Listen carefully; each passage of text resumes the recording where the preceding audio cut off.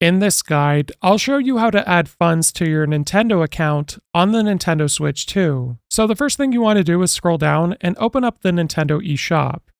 From here, select the Nintendo account you want to add the funds to, and then just wait for the shop to load. So after it loads, you can scroll over and select your profile icon in the top right corner. From here, you can scroll over, and here's where you can see the option Add Funds. So we're going to select it, and you can add funds to your account via credit card, eShop card, or PayPal.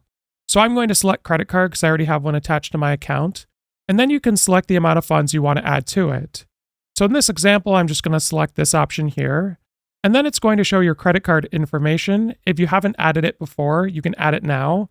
And if you're okay with the one that's selected, you can scroll down, and then you just want to select Add Funds at the bottom. So give it a couple seconds, and it'll say Added Funds to your account, and you can press OK.